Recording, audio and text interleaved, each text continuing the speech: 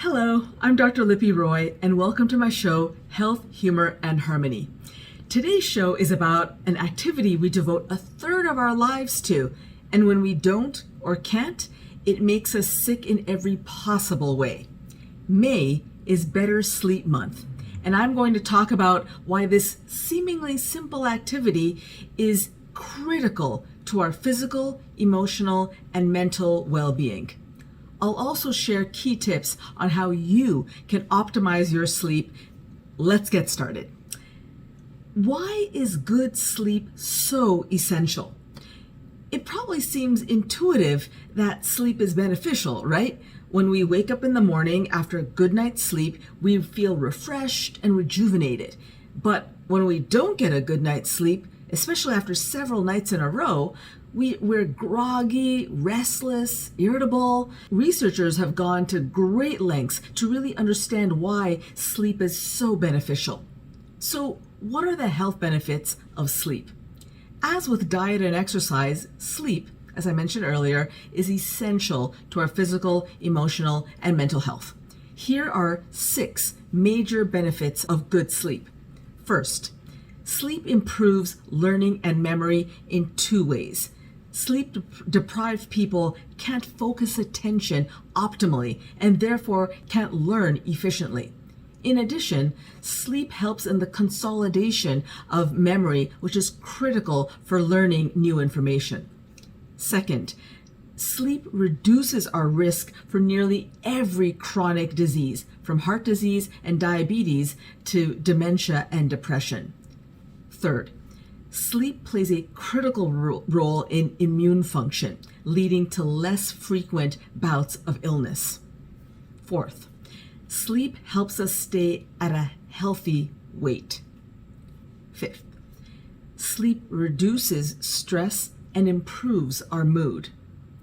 And sixth, sleep helps us make good decisions and avoid injuries. For example, drowsy drivers cause thousands of car accidents each year. Unfortunately, sleep disorders can develop when we don't get adequate sleep. Examples include insomnia, narcolepsy, restless leg syndrome, and sleep apnea. So how much sleep is enough sleep?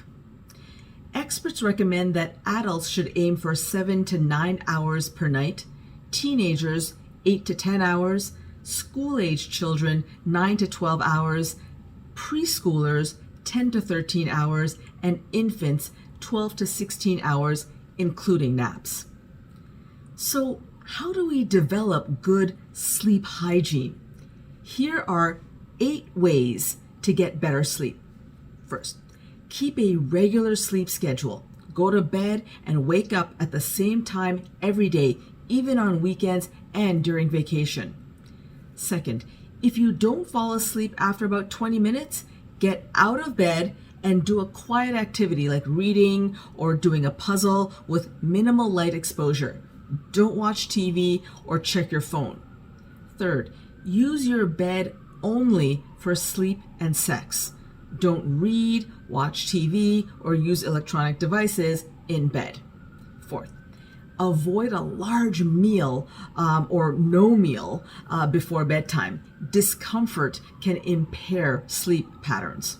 Fifth, create an optimal bedtime routine and environment. Keep your bedroom quiet, dark, and at a comfortable temperature. Sixth, avoid alcohol and caffeine for several hours before bedtime. 7, reduce your fluid intake before bedtime. And 8, manage your stress.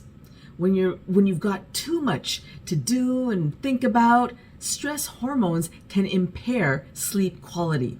Get yourself organized during the day, set a schedule, delegate tasks, and take breaks so come bedtime, your brain isn't completely overwhelmed. So, how can you get involved? You can donate to, volunteer with, and learn more from the American Academy of Sleep Medicine, Better Sleep Council, the Department of Health and Human Services, CDC, and Harvard Medical School Division of Sleep Medicine.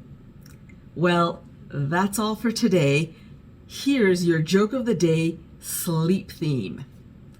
Which dinosaur makes the most noise while sleeping? Tyrannosaurus.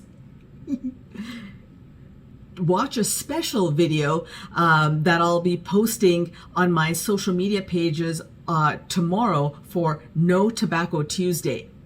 Then back to regular programming on Wednesday, 3 p.m. Eastern. Be sure to subscribe to my YouTube channel, rate comments below, and follow me on Instagram at Health Humor Harmony, Dr. Roy. Be well. I'll see you soon.